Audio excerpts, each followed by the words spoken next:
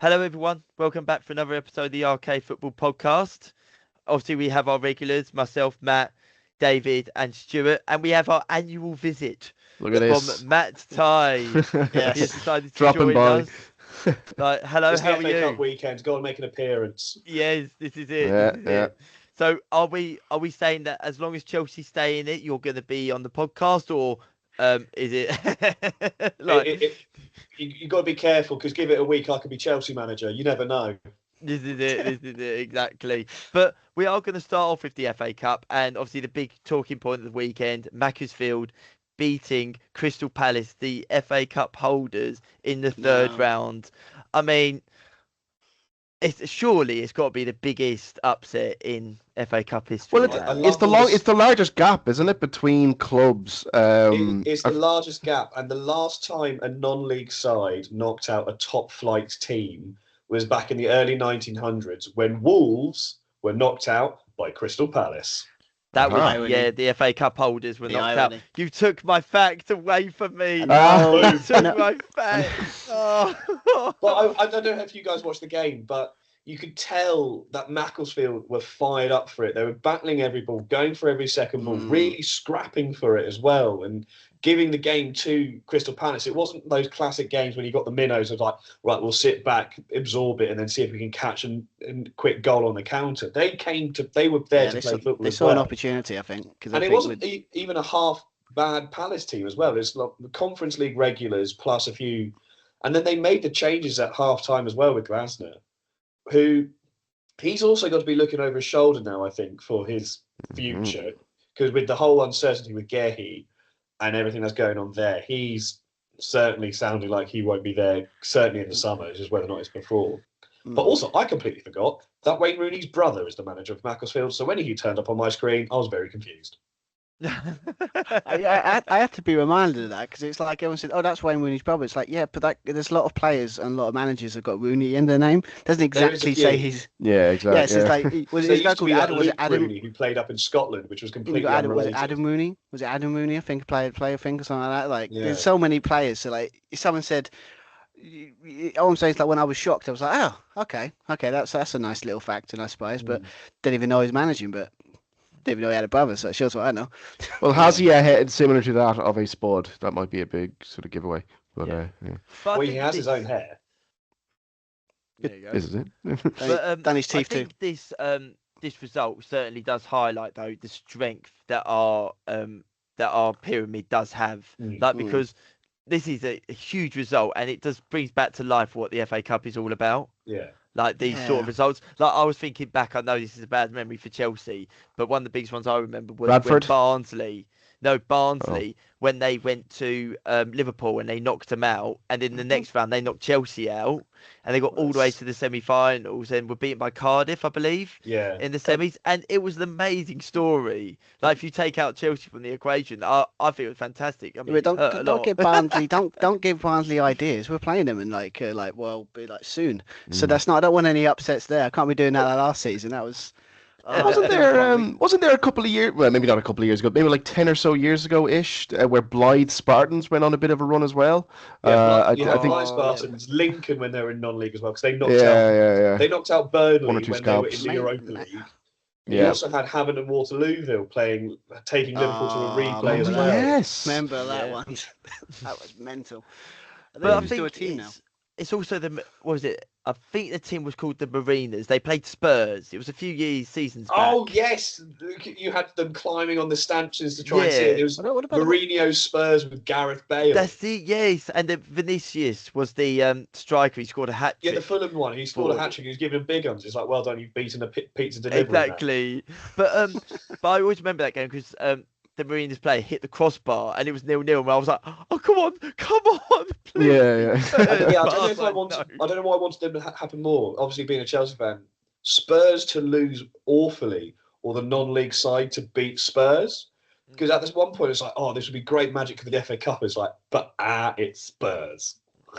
Yeah, exactly. This is it. But I mean, there was obviously some good results over the weekend. Like I think it's a big one for West Ham. They did win they their FA needed Cup that. tie. They needed Just yeah. though. Only just after extra time. So they were taken all the way by QPR now has QPR. the longest consecutive run of going out in the third round. It's 54 consecutive third round exits. Oh, Wow. that is a horrible record. That is. Oh wow. I know Chelsea. That's almost impressive, actually, to keep that up. Think, we're through.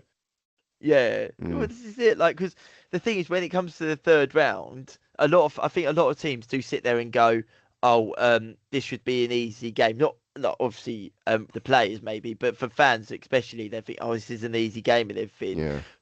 But there are some teams that sit there and go, "We've never got past the third round. We need to do this now." So yeah, I think there is also that.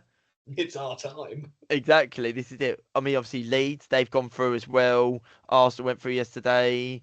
Hull City went through, and they'll be playing Chelsea. Who did well. City play again? Who were I don't know, I mean- Exeter.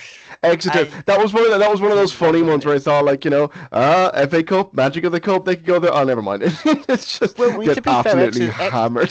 To be fair, Exeter's goal was pretty damn I thought good. it was funny. I know it's like they were like 9-0 down at one point, but that goal from was it their only goal was pretty damn special. So. Pretty good, yeah. Yeah, So give what them you're credit. It was like when Stu, is Chesterfield out. played. Go on. Sorry, it was like when Chesterfield played Chelsea. It was like 5 or 6-0 at the time. Then they got their one goal, and then everyone's like, "Oh, that's happy." But not at City. 9-0 went to 9-1, and City was like, "No, we're gonna get another one now." Typical Pep, We're getting double Pep figures. mindset. No, we need to get one. Yeah. But No was advantages. it just me, or you looked at that game, and when it was on the Super 6, you sat there, I sat there and put 5-0 straight away. I said, And then a part of me was like, no, but they might be very professional for. Oh, no, actually, I'll go 3. They'll probably I think I take put- off all their good I think I players. put Yeah. 4-0. It was 10-1. I was like, for 10-1. goodness Thing sake. is, I generally thought my first instinct, like you, was like 6-7-0. But I thought, Yeah. because Pep will make changes and Exeter will be buoyed up for the cup, so make it a bit closer. Yeah. And then after 3 minutes, it's like, well, that's out the window. Yeah, No. yeah. that's what I thought. I think I put like 3 or 4-1 or something very conservative considering the opposition. Well, with Super And Six, also, you in kind of factoring the have to, starting don't you? lineup he put in, it's like Trafford in goal. You had a few youngsters, but then it also had Nico Gonzalez, Semenyo making his debut, and Haaland up Got a front, goal. who didn't score in any of those 10. I know. Yeah. Oh, is So- that so that that's game where, was it Salah didn't score last season? They scored 9-0, didn't no they, or goals, no something? assists.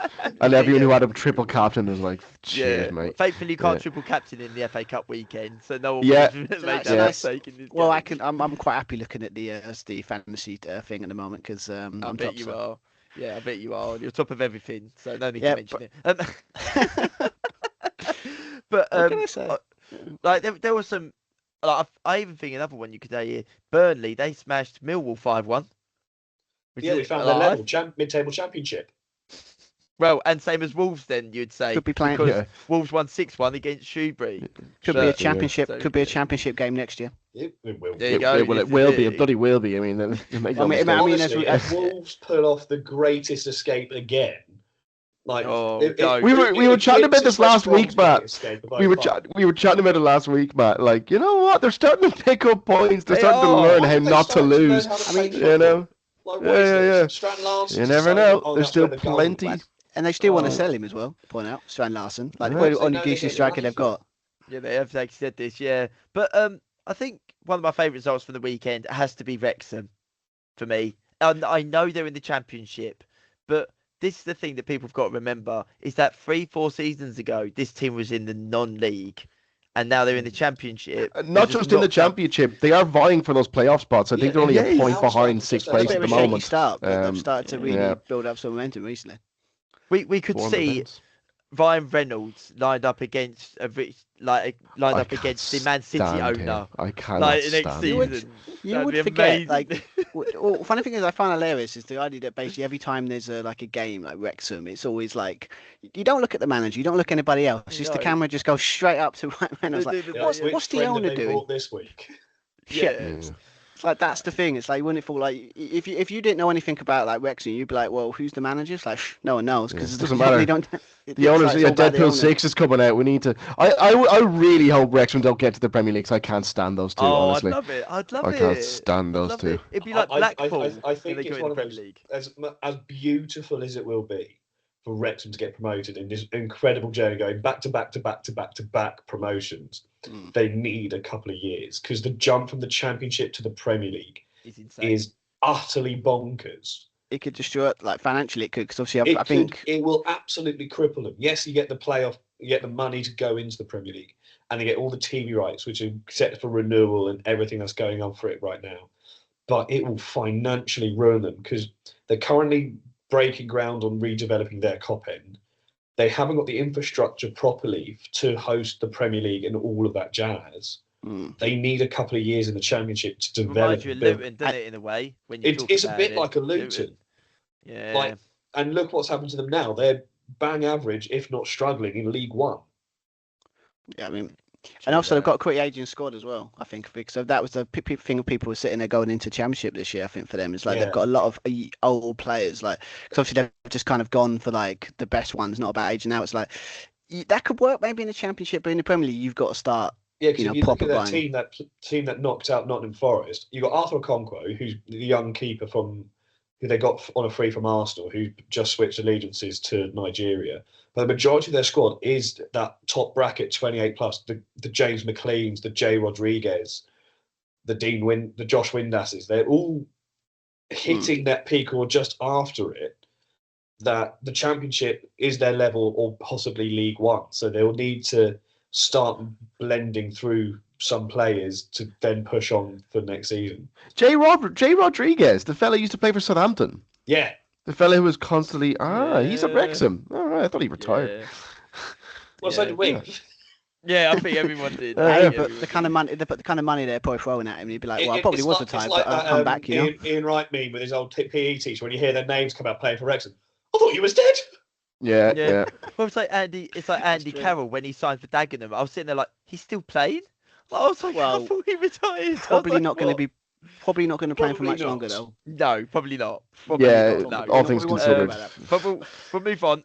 Obviously, there was a big clash in the FA Cup ties with Tottenham versus Aston Villa, and that was ugly. To be honest, towards the end. Not all the Spurs fans are ugly. You can't say. I love it. You love a bit of handbags, though, don't you? I love when the commentators say, like, "Oh, it's not what you want to see." It is what you want to see. I'm sorry. And like, my God, you want a bit of scrapping. I want to see my captain go. You can't do that, and yeah. It's quite right. Yeah. I love that. It's missing from the game a little bit, I think. But I think you've seriously got to be worried for Thomas Frank if you're not a Spurs fan, because they're 14th for the Premier League. Knocked out both cups, and in the Champions League they're 11th.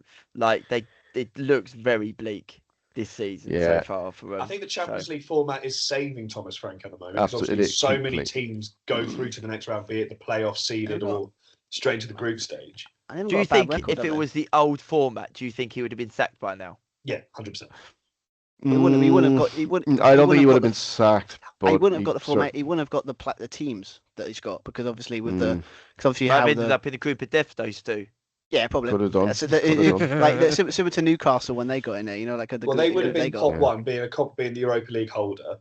Oh no, they would have got an all right group then, wouldn't they? They would have been pot one, but they could have had one or two dodgy ones. That those. If you look at the pot twos, it included teams like Napoli. Because if you look at horrible. If you look at Chelsea's games in the group stage, we've had Bayern Munich, Barcelona, we've got Napoli, Atalanta, Paphos and Karabag are obviously the pot 4 teams, but we've still got relatively hard teams in pot 2, pot 3. Yeah, true. Yeah, I think that if you're Thomas Frank right now, you're looking at that West Ham game and thinking, I've got to win. If I don't win that game, I'm seriously. If they lose, if they somehow manage to lose, is that at West Ham or at It's at Spurs? We all know Spurs' home record last season was atrocious. If they carry that forward into this season, if they lose that game against West Ham, he's gone. I think Frank might. He won't get. I don't think he will be sacked there and then, but he'll be in serious trouble. I think he has to win the game. He has to win the game. He has to win the game. He's out. Who would you get? That's the problem, because again, Thomas Frank Ryan Mason. Well, I mean, he can come in as an interim, interim. It's what he does, isn't it? It's like, but exactly. Well, fun of it, Thomas Frank, he was supposed to be the safe option. He was supposed to be the manager that keeps stability and doesn't do and anything. Everyone was thinking, what a great appointment as well. Well, we all were. So, be honest, Chelsea and Man United wanted Thomas Frank. We interviewed them the year before. Do you think Chelsea would have appointed Thomas Frank if he was available, Matt? Like Enzo Maresca goes. I think they would have Thomas Frank's seriously considered him. I think we would have considered it because I know because in Thomas Frank's book he revealed that he had an interview with Man United. I think one morning, and then in the afternoon he had an interview with Chelsea the same afternoon. This is before Man United backed Ten Hag, so before Chelsea even appointed Maresca. You could have had him over Amorim, David, just to point that out, okay? Yeah. Lucky escape for Liverpool, I think, with that one. But I think it transpired that Thomas Frank at the time didn't seem proven enough to manage the big egos in the Premier League, which is ironic because Chelsea at that time didn't have any because we were a squad of 12-year-olds. But I generally thought Brentford would struggle this season. But if anything, the apprentice has become the master. Oh my word! They're insanely good. It's like when Steven Gerrard was manager at Rangers. Him and I can't remember who it was. I think was it Michael Beale? Yeah. They worked really well together. Went unbeaten. They went to Aston Villa first half of the season. Great. Michael Beale buggered off to QPR. Yeah. Remember that, and then he was he done all right. Then he saw the lights at Rangers, and then he was kind of found out as a fraud. And then he went with Gerrard when he was Saudi Arabia, but then Gerrard went, and then I don't know where the guy is now. But yeah, it's like sometimes two bad people just work. But yeah, I remember that. Yeah. But obviously, one more result I would like to mention before we move on to the next topic. Obviously, Chelsea getting their first victory under their new manager as well. I think that's always a good sign because. It doesn't matter what opposition is against. Get a victory and a good performance in, and it did look good. Perfect game for him, wasn't it? I think we needed it. Yes, it was Charlton, who are mid to bottom Championship or League One. They're thereabouts, yeah. Somewhere there. They're in the Championship, yeah. Somewhere in the Championship. Okay. But there have been times, certainly over this year, going 2-0, then going 2-1, we would have deck chaired. We would have 100% lost that game. Yeah. So it was nice to see. I know it's only been a couple of days, but whatever he said to them, because my dad always asked me this, these are Premier League athletes. How much coaching do you actually have to put in? Because they probably know all the technical bits. It's probably just the structure and the tactics and the whole personality. How do you get those players to play together? How to get them to play together? How much does he actually embed? How much is he coaching, and how much is he tactically imparting? Because whatever he said, he's clearly jeered them on because. He's probably the best Gittins has played all season, which he needed to. Tosin played well, a player that I can't stand, but yet he played well. He's the one player I didn't want to have a good game. He can't come back. I'm sorry. This can't be a game where they go, do you know what? He should play against Arsenal. No, don't be fooled. Get him out of the squad next game. We need to be full strength for Arsenal. I'll have to be. 100%. I agree with that. But obviously, the big news from today in the Premier League is that Michael Carrick is looking like he's going to be appointed as interim manager at Manchester United until the end of the season. Obviously, they did get knocked out of the FA Cup on the weekend. David, what's your thoughts on the appointment? On the appointment, I mean, in regards to the game itself, to be honest, I wasn't entirely surprised. I was very happy to see Welbeck score. That's his 9th goal of the season. You know what? Good for him. Good for him. He's having a great season. Yeah, and a really good goal to boot as well. And it kind of just sums it up that, Sesko, 3 goals in 2 games, no wins. What do you think of that? That was good. And, Fletcher, back to a back 4, back to the United ways. Back 4 makes no bloody difference. But anyway, but in regards to Carrick itself, I don't know what to think, to be honest. I'm not overwhelmed by it. I'm not. It's not a good appointment. It's not a bad appointment. It's not. It's a whatever. What is this season now? Is this it almost feels like a damage limitation season almost. I don't understand it whatsoever. Here we go I like Carrick. I'm very, very fond of Carrick, and I was fond of him as a player. He was a good servant for United, but I don't think he can get United into the top 4 this season with a series of team talks that end in, come on lads, it's United, play the United way. I don't think that's quite enough to get this side into finishing with any kind of no silverware to speak of now, but into the top 4, let's say. I don't know. It remains to be seen. I think Wayne Rooney came out and said that if Carrick does get the caretaker role, he'd be more than happy to come in as a coach. So it could be likely that Rooney comes into the plates in some shape or form as well. Hasn't Ole Gunnar Solskjaer said he would also he's I part would of have the taken team? He said he'd be happy. He said he would have been happy to. Again, I don't know if I would have been happy. It sounds mad. I honestly would have preferred Gareth Southgate, to be quite honest. I don't know. I think You're so I'm getting high a little. maintenance. I'm just getting a little bit tired of the same old rhetoric, the same old, but this is Man United, we need to play the Man United way. Former players constantly being, Yeah, romanticising I the agree. past. Ferguson kind of, looming in the background. He's always there as a presence. People Doing like Ollie, task when he game as came well. in, revealed that he would always kind of speak with him and consult with him and, how should we do this? How should we do that? I think it's like all the starting to Messiah, become a little isn't bit, it? it's a bit of, honestly, I'm starting They to get a need to little bit move- sick of it. They need to move on. Like literally, it's a situation of you're never going to really probably get any like sustained success if you keep going. Well, I'll ask the boss. Like he's not your boss anymore. Yes, he done I great don't- things. It's just yeah, like the I idea know. that you asked was it Sir Alex that it's not a part of the board, not a part of the club in official capacity in any way. Yeah, And then you came in and just asked him. It's like I know, and I think the one Weird. person the one name that has been touted in terms of the main role, the person who could come in for the permanent job, basically, which is what they want to do in the summer. One name I've seen touted is Roy Keane. I think Roy Keane would actually do a really good job, but as long as Ferguson is there, he'll never come in, so you can just forget about that.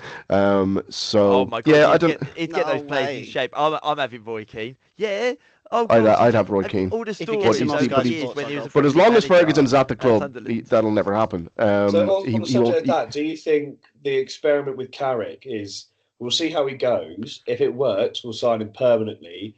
Or if he doesn't go, they'll hold I'm out. telling you So now, I Matt. know, like Yeah. Thomas Tuchel's the name that's always been floated around with Man United, and with his it's not going It Interesting won't be. anywhere It near won't that be. It contract won't be to time. too. I with can. I England. can. I can tell you, it won't be Tuchel. You I don't think? think. No. I I think think- another year, I don't honestly see Carrick doing a good enough job for the owners to give him the job on a permanent basis. But He if would he have- does, but let's say he gets. But him what's into the a good Champions job? I mean, League, gets him into what Champions is- League, top four. I don't think. with that I just don't squad- think. I don't see sorry, Carrick no, doing that. I'm sorry, but with that squad, they do not belong in the Champions League.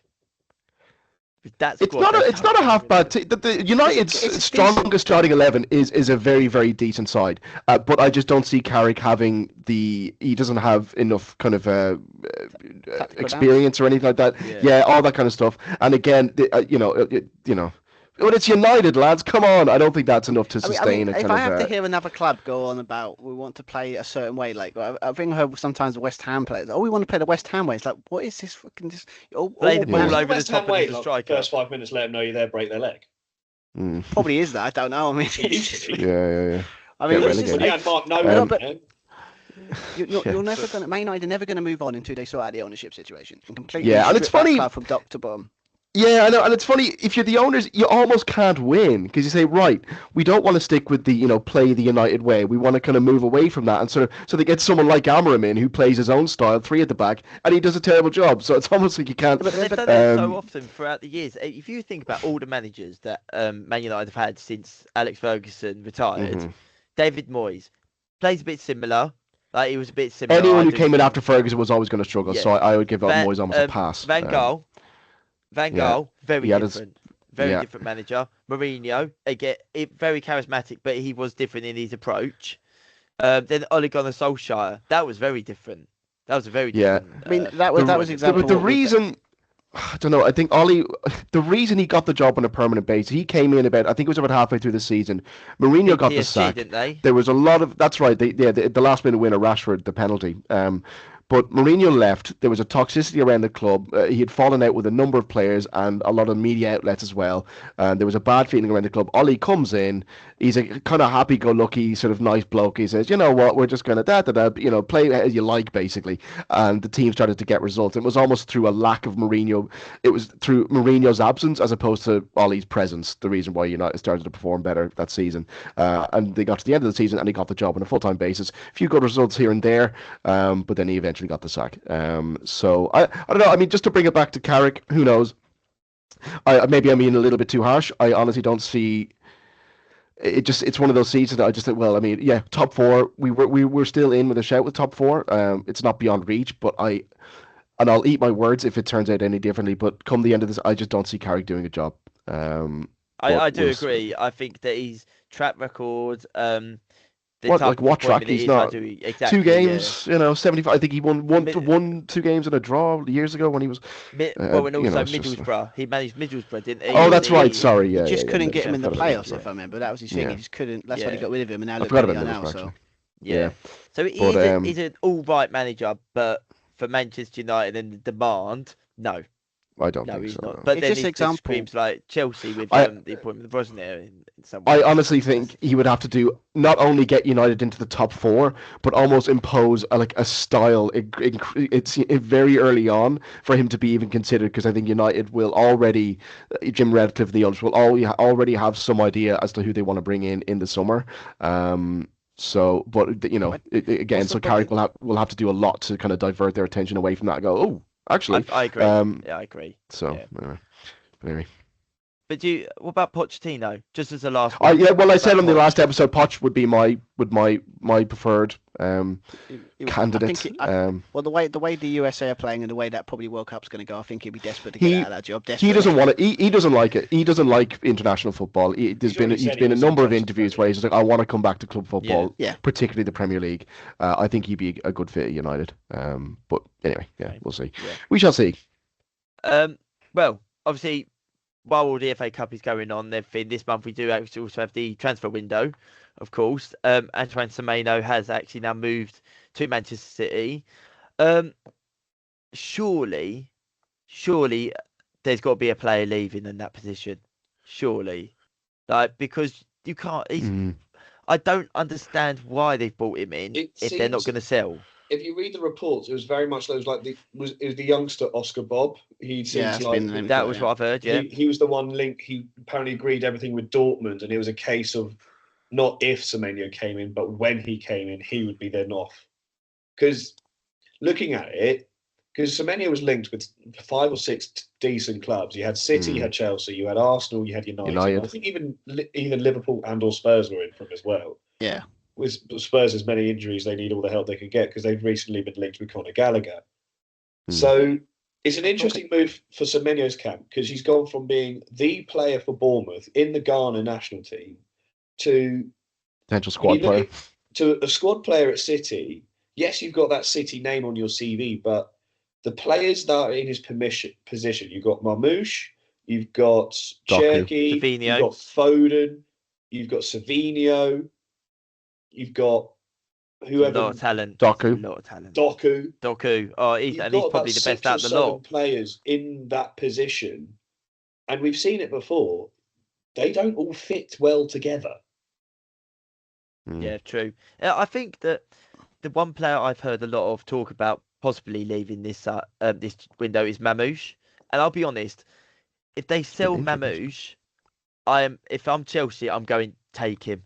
He's injured still, though, isn't he? I would take him, honestly. But he's injured. January last year, he came in and he was brilliant for City. And then in the summer... But he's injured. Yeah, but he's injured, yes. But this is the player that is actually, He's really good. He's so talented. You cannot surely sell him this window. He would solve a lot of problems. Is he would still solve a injured? lot of problems to Liverpool. Because obviously, I think he plays on the left, but obviously he plays up front as well. So that literally solve 2 birds with 1 stone. But again, as you said, he's injured, so it's unlikely. But if he wasn't injured, and then obviously would City let it go, very good player that to the rivals? Probably not. So does he meet our age criteria, Matt? Actually, that's a point. He's under 25, so yes, is whether or not he meets our wage we're good pattern. then. I mean, you've already got 10-year contract. Yes, yes. I mean, how many wingers you got? Our biggest issue will be the wage packet, because we're still paying off Sterling, even though he hasn't touched a football in 8 months. How have you not got rid of him? Because I hope we get rid of his him. wage is over 300,000 a week, and he won't take a pay cut. So we've agreed everything with Fulham and West Ham in the past, or even for him to go on loan somewhere, but he's not budging from 300 plus K a week, which is why Chelsea's structure now is good young players, long-term contracts, all for 150 or less a week. Because I think the next highest paid player is Reece James on 180, or maybe even Cole Palmer. But no one. That's why Chelsea are struggling to attract these bigger players. Because we had talked with Semenyo. He had a trial in the past with us as well. but we won't pay the City wages at the moment because of this stupid American model we've got. They don't understand football. So if we want to go in for someone, we can only get someone if their contract's expired and they were willing to take anything, or if they actually reach into their pockets. But they're too busy buying under 20s to then sell them in 3 years' time. Not even 3 years' time. Like one player, was it João Felix? We literally sold the following window. Like sometimes it is just like that. Matty Ismugu we got from San Etienne. We signed him in the January and we sold him to Strasbourg in June. Well, technically, did you sell him now? Because basically you own the club now. Money changed from the right pocket to the left pocket. Yeah. By definition, yeah. But it's the same with Ben Chilwell. He fell out with the Chelsea board, so he now plays for Strasbourg. Yes, this is it. But no, I think it's a very good move as Semenyo. I just hope he doesn't fall in the same bracket as Grealish. I really do. Like, doesn't lose that attacking. Having said that, Grealish won 3 Premier Leagues, a Champions League. I know what you mean, but I mean, I think the better example is the streets won't forget Scott Sinclair. Oh, Scott Sinclair. Absolute wizard with Swansea City. Played their first game of the season, scored 3 of their 5 goals in their 5-1 win against QPR. Goes to City. Where is he now? I've got another one for you, and this is one from the past, and it struck up a bit with Boney. He was terrible at City. Yeah, he was so good at Swansea, and then he went there, and it was like, oh, why have you done that? He was actually one of the best strikers in the Premier League. That's why, like, he was amazing. Yeah, and then he went to City and did nothing. Yeah, wasn't he from Ivory Coast? That's a good shout. He was Ivory Coast as well. Ivory Coast, yeah. Oh, he was so good for Swansea. Obviously, we spoke last week about Mark Gahey leaving Liverpool. We said it's probably really unlikely to happen this window because of like it being so close to the end of his contract, probably to a Bosman or something like that. So just have to see with that one. But it's been a relatively quiet window. I mean, there's was it Conor Gallagher? He looks like he's going to be joining Tottenham, doesn't he? Yeah, he was linked to United at first, and now Tottenham. Yeah. So Villa would have had more talks with him, but Spurs are pushing harder because majority of their midfield's injured. Yeah. And is Kulusevski not due back soon? He must be. Surely, I thought he was due in the new year. Anyway. But it would be so painful to see a Chelsea academy boy. Yeah, I can't. I think there's not rules. Spurs of all clubs. Please. It's like when Tomori was at AC Milan. Spurs went in for him, so he just renewed his contract with AC Milan and just stuck 2 fingers up at them. Was like, I'm not going to you guys. Yeah, no, that's it. They need something in that midfield because basically at Tottenham because it's just not working. It's like obviously they got in the FA Cup win they got completely outrun like in that midfield. Like they need something to actually run. I know this sounds like pretty basic football stuff, but actually someone to run. Was it Gallagher would definitely do that. So I mean it's a good move. Conor Gallagher was a workhorse for Chelsea, and which I'm surprised he's not getting more game time at Atletico Madrid because he's the perfect Simeone player. Runs a mile, will always put the dirty tackles in, doesn't care if he gets booked, and will occasionally score a goal, which is the ideal midfield general that he wanted in that team. I suppose whoever's playing ahead of him is playing better, I guess. Yeah. It must be, yeah. But going on to Spanish football, because obviously today we have had some big news coming out of Real Madrid with Xabi Alonso. Well, it sounds like he has left on his own accord, or has he been sacked? Because it was mutual. I think in the statement they released, they said it was a mutually agreed upon decision. He's probably got fed up, to be honest, because it's like there was talk about it a couple of weeks ago. I think it was like he was on the way up, but then I think he had a couple of good results. So like, I think he had a good result in the league, and they were like, okay, they're still playing for this guy. But obviously, when you lose against Barcelona in the Super Cup, like another final, any favours? Yeah, he was apparently. Did he get sacked or did Mbappe sack him? Well, this is it, right? So he was apparently warned by Ancelotti. So apparently Perez needed a bit of convincing to bring Xabi Alonso in, and during the summer Ancelotti had chats with Alonso, warning him that apparently he said it was one of the most difficult, or the most difficult dressing room he's had to deal with. There was a great article by Guillem Balage earlier in December when Alonso was really under pressure, and it perfectly sort of painted a picture of why it was Alonso was struggling. And there was just a small section in it that I just want to quote because I think it just summed it up perfectly. Where he's discussing Ancelotti saying to Alonso, "This is one of the worst dressing room of his career," and he said, "Not because players are bad people, or not because the players are bad people, but because there are so many conflicting interests. Kylian Mbappe thinks about his records. Vinicius worries about not losing authority in the team. Stories began to leak that the demands were too high, that the players were expected to be robots. The typical clash between a coach with a clear methodology and players who want to rely on instinct." And I think that kind of perfectly sums up why Alonso was always going to fail at Real Madrid, because Perez wants less. What was the word he said? Less interventionist coaches. They're not really a philosophy type club, are they? Because obviously they've had the best players. You in the have world, to fit into their Galactico structure, and that is I think that's why I think you could always sit there and look back now it's doomed to fail, because obviously it's like the kind of if you played that at probably any other kind of club, right? He could probably, that's not like giants like Real Madrid, he could probably get a tune out of them because obviously they'll be able to do the work. But with Real Madrid, you've got to be like good at man management. If you haven't got that down or communication down, you're pretty much on the verge for the amount of time. But yeah, if you look at the types of coaches and the names of the coaches who have been at Real Madrid, certainly in the last 20 or so years, and how many top managers have struggled in there. Like you've got Mourinho, you've had Capello, Benitez. You've had Pellegrini, you've had Benitez.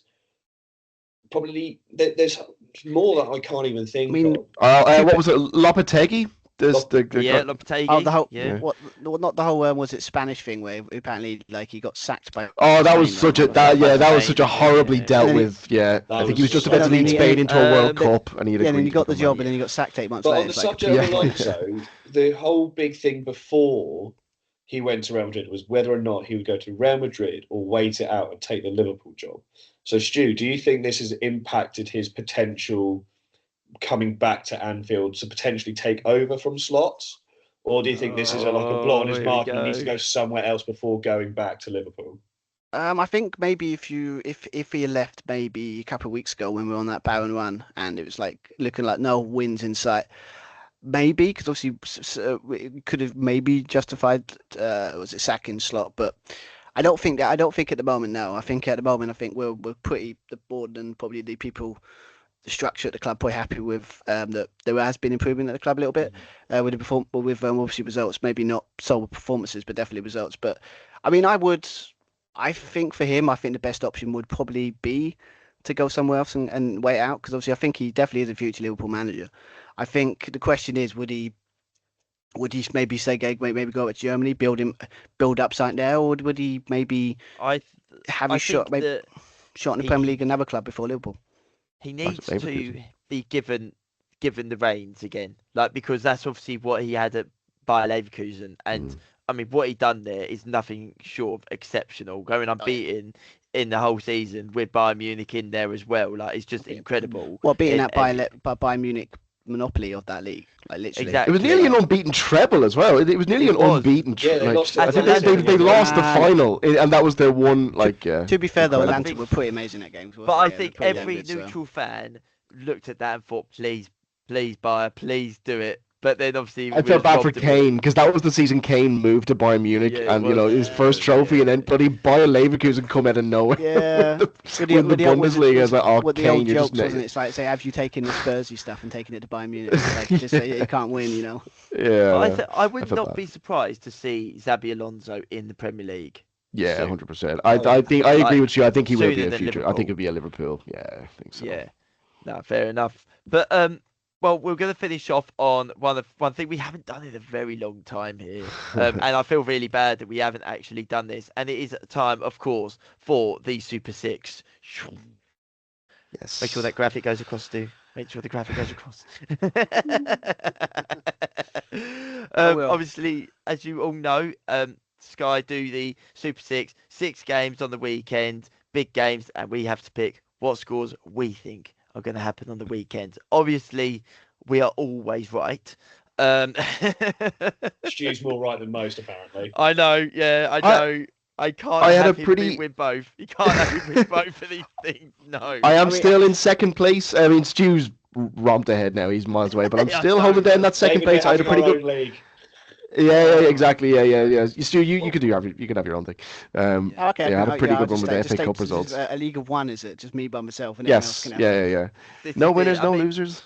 If just so everyone knows, the Super Six looks like, as hopefully Stu will put on the screen for me. Basically, he is miles ahead of everyone else. You got Josh Not in fifth, miles which now. is it feels like miles. Yeah, it does. Yeah, It you're does right. feel Yeah, like it does. miles. Does. Like every time I had a brilliant week, I got 14 points. Get in. I had a look. Yeah, you But had a no, good one. me to make sure Stu was bottom. No, he got 11, which is still pretty Yeah, decent. because they're consistent. Bloody annoying that. I know. I reckon you've got a crystal ball in that room. I'm sure of it. No, I've just done Super Six longer than you guys, so I know how it works.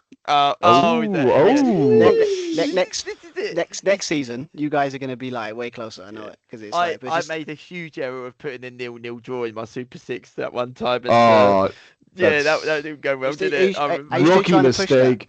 I used to be trying to be like one time put a 0-0, and it's absolutely right. I used to be pushing. I want it to happen. If it happens at least once, it doesn't matter if I win the thing. You I'm wouldn't so believe happy. you I scored. got that. Maybe put it at the Yeah, last game of the Apparently season. one of Maybe the put Super last Six game of the fixtures season. is Sunderland Palace.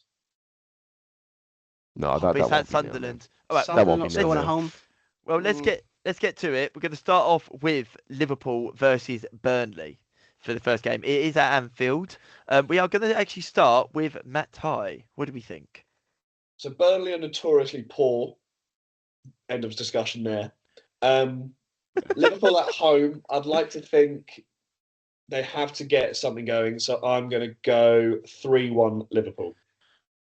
Okay, David.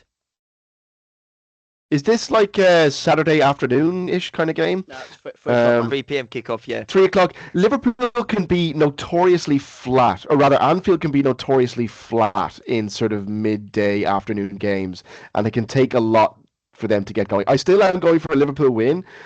I'm going to go 2-1 Liverpool. Okay. But I'll I go do, next. Yeah.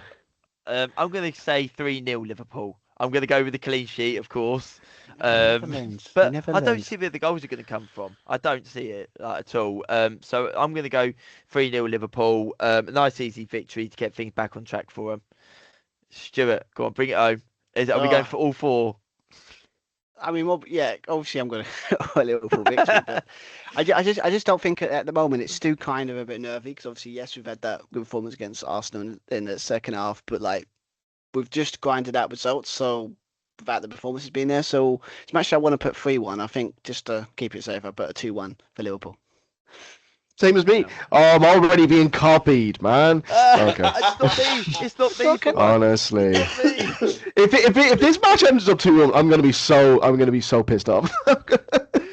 I always Now he's saying top. He copies yours and then. Yeah, I know. that's That's the right. trick. Sure, That's the sure. trick. Yeah, that's the play. Sure, that's honestly. exactly. So that's like Oh, that's God. why I'm top because I just basically what David's doing, yeah, copy him. Yeah. But you know what I mean, Stu? Sometimes Anfield can be really, really dull. And not, do you know what I mean? Just extremely flat, and the crowd can seem like it's extremely flat on kind of yeah, especially the way 3 we've been playing o'clock-ish this year. kind of Like games. Yeah. sometimes it can be a bit like The crowd, yeah. I don't know. I mean, but for me, it I feels still like think one of they'll those, win. like, But it's similar to that Wolves game where we're just like you was thinking that was gonna be that kind of became nervy near the end. So I kind Yeah, of feel with yeah. this one, and obviously played them, and when we played them, we just beat them thanks, so it's going to be a tough. As much as people think it's going to be, I think we'll win it, but it's still going to be a tough game because pretty much every game for Liverpool is a tough game. So at the moment, This is it, Well, exactly. I think all the goals will come in the second half. Maybe 0-0 half time, 2-1 full time. I mean that's a safe Anyway. bet, very good bet. Now we're moving on to Stamford Bridge, where Rosenier will make his Premier League debut as manager of Chelsea as they host Brentford. We're gonna start with David on this one. What are we saying, David? So his first Premier League match at Stamford Bridge against mighty Brentford. I'm going to go 2-2. I'm going to go 2-2. 2-2. Okay. I'm gonna. I mean, but both off the Could back be a good of, game. Yeah, both of the back of victories in the FA Cup, so they will be up for this game. But Yeah. I do think Chelsea do they'll be having that sort of spike when a new manager comes in. They'll be like, right, no, come on, let's go start things off well. Yeah. I'm gonna go with 2-1 Chelsea. I am. Igor Thiago to get a goal, probably.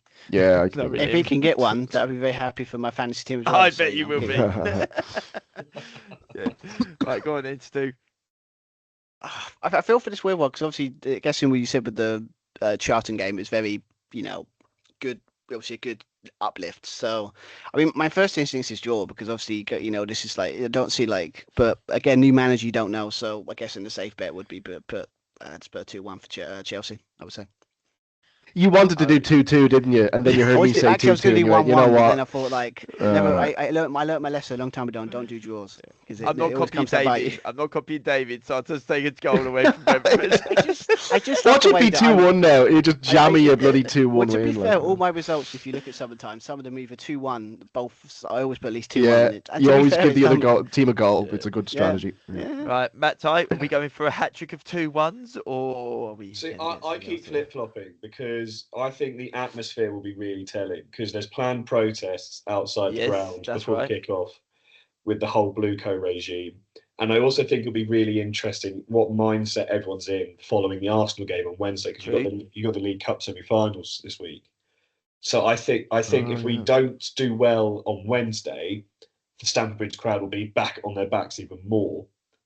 And I don't want to, but there's a small chance I can see Brentford nicking it, but I can't do that, so I'm gonna put 2-2. Oh, he's going with never- David. Okay. It's the old rule. You never bet against your own side, even if you. Exactly. yeah. I never want to bet against Chelsea. The only time I sort of play against Chelsea is in fantasy league. So when it's Chelsea City, captained Haaland because it's either A, week, or Chelsea didn't lose.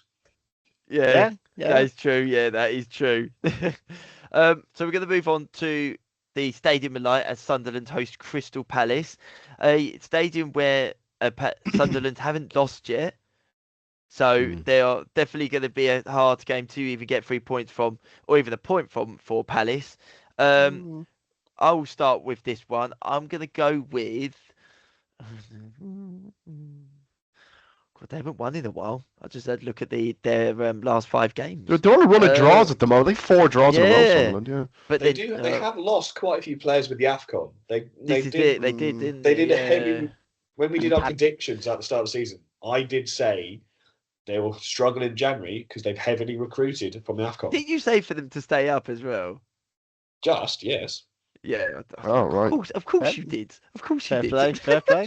That's what I did. Very good. I'm gonna go 2-0 Sunderland. I'll go 2-0 Sunderland. Get things back on track and 2-0 Sunderland. Well, push for the top 4. Yeah, oh yeah, you know it. Go on in, Stuart. What are you saying? Yeah, I mean, it's weird because obviously a couple you think of Palace, it's like it's a situation you were thinking a couple of weeks ago, like even months ago, you were like, okay, they're on top form, but now it's just like the dipping as probably is just the AFCON stuff. But like, I don't know. I think we'll see with Sunderland. They're a different beast at home, so it's going to be a close game. But I'm going to put 1-0 Sunderland. He's gone for the clean sheet. He's gone for a clean sheet. Remember I said I take risk when I've got a really big lead. I could be a bit risky. Go on then, Matt. What are you saying? Obviously, I do think Sunderland are going to win. I think they're just going to be a bit more because I think Glasner's running out of time and ideas. That's Palace. But I do think they'll get a goal because Mateta does like a goal. So I'm going to go 2-1 Sunderland. Okay. David? I'm going to be a big fat hypocrite because I was thinking 1-0 as well. So I'm going to stick with it and go 1-0. 1-0 Sunderland. Okay. All right then. He's copying you this time, Stu. Well, you know. Right, so now we're going for we're at the City Ground as Nottingham Forest play Arsenal. One team who is obviously fighting to stay in the Premier League. Who probably, let's be honest, I think they're probably going to be in the Premier League next season now. Well, the way the West Ham playing, definitely. Yeah, and Arsenal, who are going from strength to strength this season, obviously did slip up a little bit against Liverpool, but I think they'll turn things around here. But Stuart, what are you saying? I think because of let's be clear. I think it is going to be an Arsenal win. Let's be clear. Just because as much as I would love to put a Nottingham Forest 1-0 win, just to mess with the Arsenal fans because they really are easy to wind up. It's I think it's got to be like I think Nottingham Forest. I think it'd be like 2-0 and then Nottingham Forest to make it a bit nervy. So I think 2-1 Arsenal. 2-1 Arsenal. Okay. Matt Ty, what are we going for? I can't back Arsenal to win because I can't be bothered to put up with Arsenal fans winning the league because I think they're one of the most annoying fan bases in the world because they seem to be so entitled. They seem to be so entitled. Oh, we're Arsenal, we should so be big enough. So no, I hope you absolutely bottle it. But unfortunately, they're playing Nottingham Forest, who've got more form than no one at the moment. So, but I think Wednesday will take Arsenal out of it, and I think they'll rest players. Because of because it's also a Champions League week as well, so I can see it. So I'm going to say 1-0. You think they're going to go for the League Cup? But no, I can see them wanting to put more in against Chelsea. Yeah, rest a few players of Forest, then go again in the Champions League. That sounds sensible. Yeah, I think squad management. Yeah, but when I think about it, it's just like, what's the one that your fan base would be more happy with? To be fair, was it you won the trophy? Well, no, it's the Prem they won. If you won the League Cup, do you think he's? And they're top of the Champions League table, so it's not imperative that they win in Europe. Oh, don't even get me started on top of the tables Champions Leagues. They are completely pointless. Absolutely pointless. David. I'm gonna go Arsenal win. I'm gonna go 1-0 Arsenal. Nottingham Forest, they did get a win after 4 consecutive losses last time out, but I think Arsenal will be too strong for them and keep another clean sheet as well, so I'll go 1-0. Okay. I'm going to go 3-0 Arsenal. Ooh. I think that they're going to get absolutely... I think Nottingham Forest, yes, they did win against West Ham United, a big victory that's going to keep them in the Premier League. Yeah. And I don't think they're going to bounce on from that at all. I think that Arsenal have now got their defence back, and I can't see them conceding, that's for sure. And now they seem to be firing as well. So yeah, I'm going to go 3-0. I'm confident with that one. Gyökeres needs to start scoring. Yes, I agree. He's making us all look bad because someone has put that's top scorer as a prediction. So he's got to start. Although me and Matt still had the Arsenal to win the league, so I don't mind Gyökeres. If you never score another goal in your life, I don't care. Say Arsenal to win the league. I'm happy I might have got that right. I mean, Gary, as I said before, Gary Neville would be very happy because he's tried in 4 separate occasions to be right on that one. I'd be chuffed. Yeah. He's like fourth time's a charm, and he's finally got it right. Yeah. But let's hope it doesn't happen. Yeah. Now we are going to Molineux for one of the informed teams of 2026 as Wolverhampton Wanderers host Newcastle United. Matt, what are we saying for this one? Wolves and informed was not a phrase I had on my bingo card. But yes, granted, the last few weeks they've managed to turn it around. Granted, one of those games was against Shrewsbury. You can only play what's in front of you. Newcastle seemed to be jittering a bit. That was like taken to penalties against Bournemouth and that absolutely balmy game against Leeds. I think Newcastle are starting to struggle a bit. I'm going to go 2-1 Wolves. Oh, they're going to get. Would that put them on 10 points for the season? I think they're on 7. Are they closing in on that magic 11 points? Closing in on Derby County's record. Is it 11 points or 13? I always forget. 11. Yeah. So like, no. I thought, what was it? Some person said they're going to be the worst Premier League. It's like, nah, they'll get enough to. Well, all of a sudden, be the second or third worst. So. Just saying. But I mean, they're unbeaten in their last 4, so in all competition days. Only one win though, but I am so tempted to give Wolves a win as well. They have picked up points in their last 3 league games, like you said, Matt, unbeaten. But it's difficult not to consider. Newcastle are the inform. I know what you mean, Matt, about the FA Cup. They kind of they just struggle to get over, but they are the informed team in the league at the moment. They're the only side to have won their last 3 league games. So they are the informed team. I will go for a Newcastle win. I'm going to go. I'll give Wolves a goal. I'll go 2-1 Newcastle. I might go with Matt Ty here. Yeah, boy. I would love if they won. By the, I would afraid. love if they managed to Um, win, but I just don't see it happening. The old saying, fortune favours the bold. So just say. This is it. Yes. The thing is, I think that Newcastle they've won their last 3 Premier League games. They've beaten Burnley, they've beaten Palace, and they've beaten Leeds. But like we said, they're not playing brilliantly. They're not they don't look convincing, I think is the term I'm looking for. Whereas Wolves, they're starting to grind out results. They're grinding out results, and that's the difference between the two teams at the minute, I think. I'm gonna Go on, why not? Give him a win. I'm gonna go 0-0. I thought a bad result for them. 0-0. Oh, you did a 0-0. It so won't be 0-0, but I'm gonna go 0-0. it so won't be. I'm gonna go 0-0. I was I only just got- joking about the 0-0. It didn't No, have to no, actually Yeah, be no, 0-0, no, okay? You've tempted him, Stu. Now he's Yeah, sticking I- with it. He's not changing his Mind mind games. now. You hung Playing out. mind You games, hung must it be. out for me, and I've Yeah. taken the bait. Yeah, yeah. Taking the bait with that one. Go on then, Stu. You gonna join me on the 0-0? Sadly, no. Okay.